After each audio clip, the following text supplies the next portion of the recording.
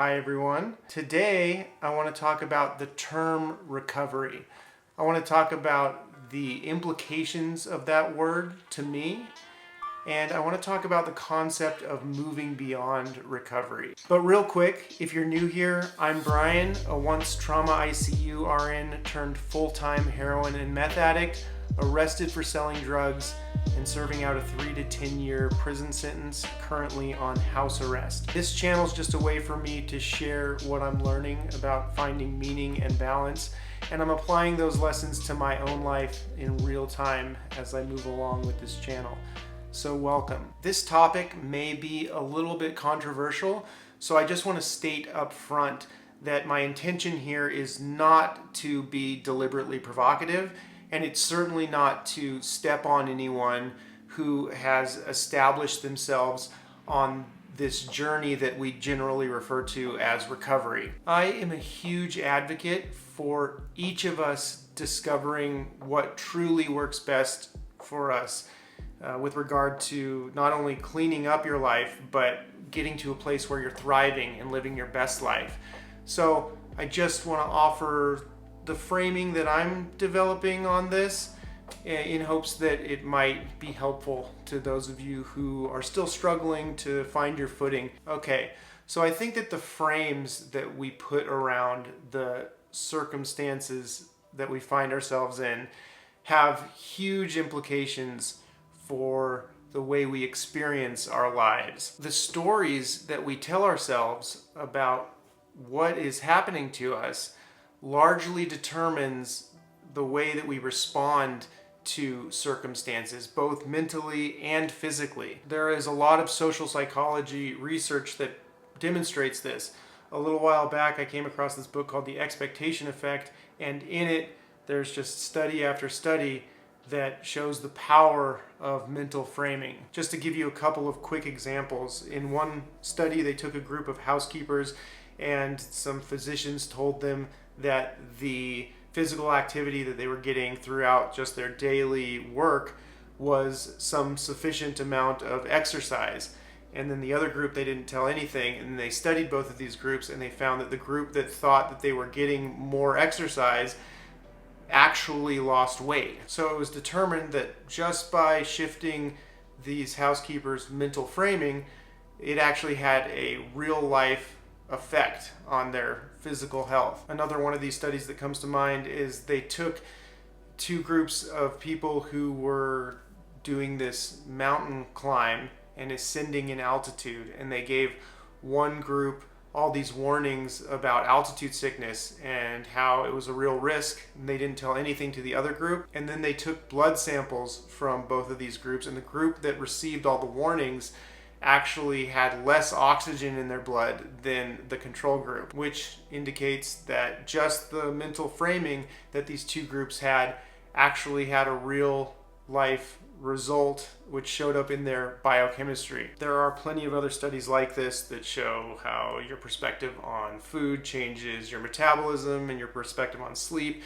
changes the effects of sleep. And if you're interested in all that, you can refer to the book The Expectation Effect. It's by David Robson. Anyway, all that's just to say, again, that the frames that we put around things seem to have real life consequences.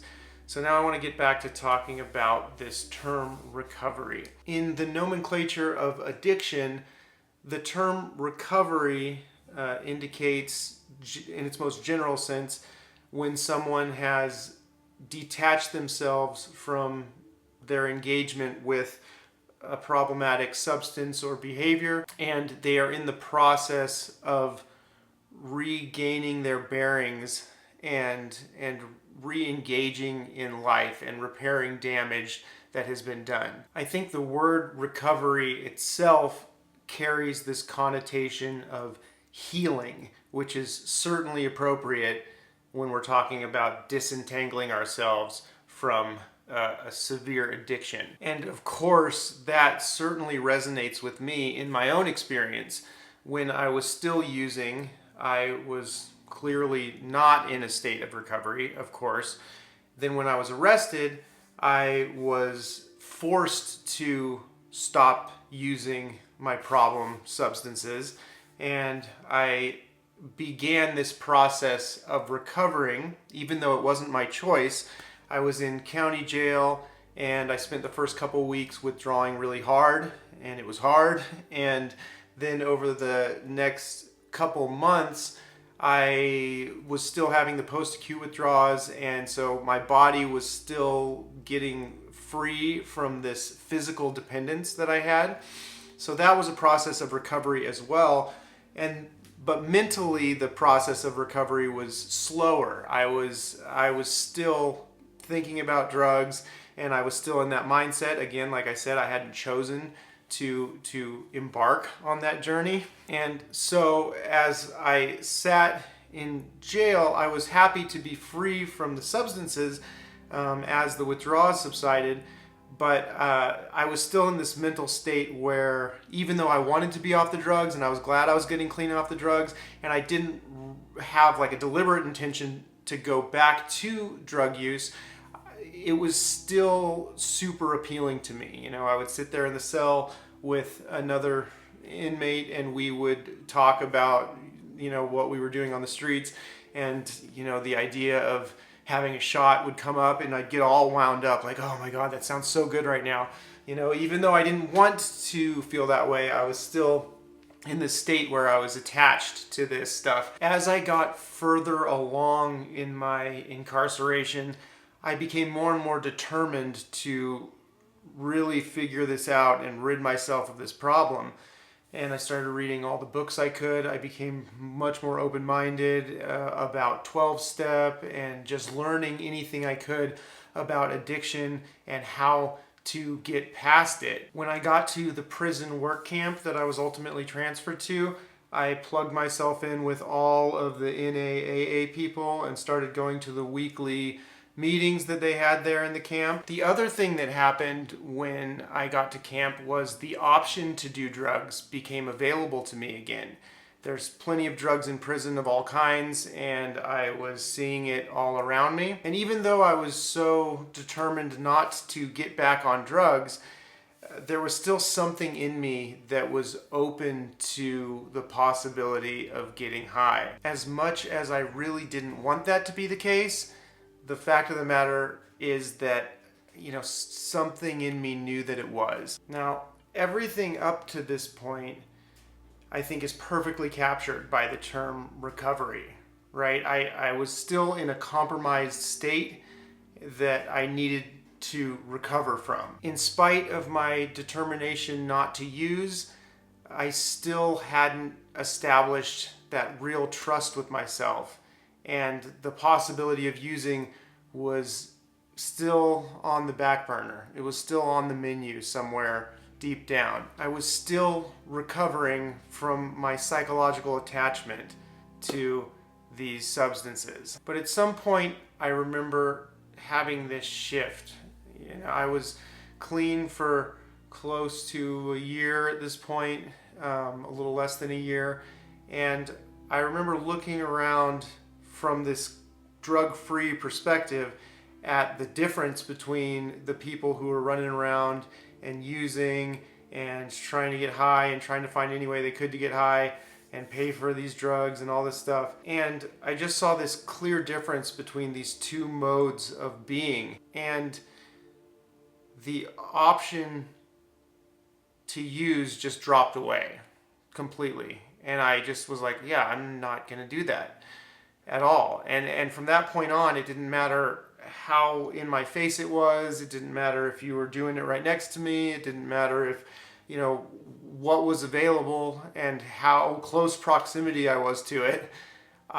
There was just no possibility that I was going to reach over and ask for a hit of that shit. When I think back on that now, like in my heart, there's this clear distinction between everything that was going on before that point, the process I was going through before that point, and then the process that started from that point on and that is continuing still now. I have here the definition of the word recover that I Googled, and there are two definitions.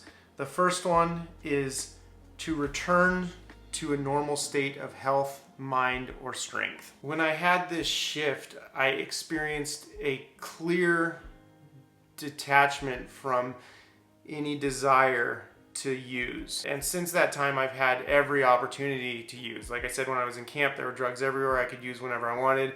And when I got out, I've had drugs available to me all around, alcohol at the store. There's Kratom, which is something I was way addicted to, that I could buy anywhere. I could totally get away with it and pass a drug test because they don't test for that stuff.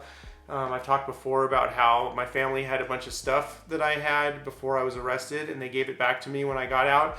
And when I went through it, it had clumps of heroin all over it, and plenty to get high on. And I just washed that stuff away and flushed it down the toilet. Like, no matter how close of proximity it's been to me, and no matter how available it is to me, I still just have never even been compelled at all to actually use. So I think by that definition, I could say that I've recovered from this compulsion to use, and I guess we could call that returning to a normal state of mind, at least. What I'm not saying, and what the definition doesn't include either, is that it's impossible to return to a state where I might be compelled to use.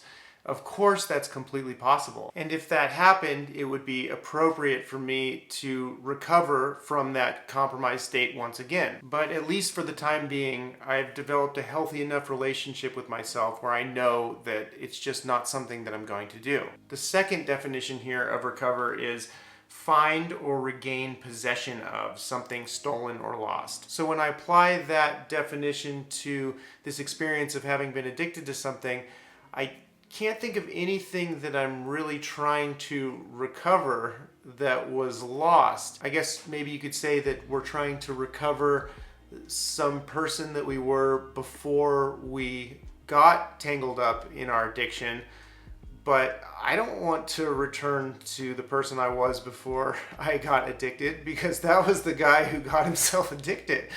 So I want to become a different person than that person. I don't want to be that person again. What's also implicit in this word recover or recovery is that it's possible to recover.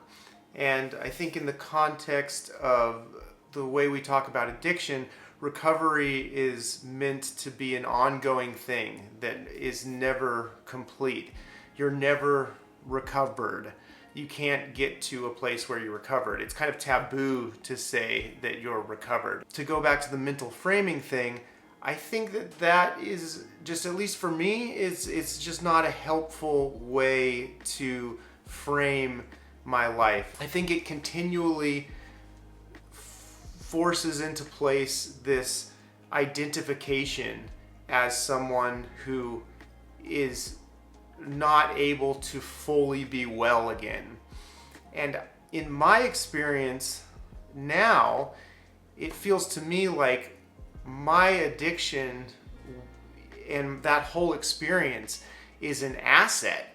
I feel like it's a strength. It's something that if we as people who have been in that place can recover from that, we are in a place where we are stronger than we were before. We are not only are we recovered, but we have advantages now. I want we who have been through the trenches in life to feel empowered by what we have been through.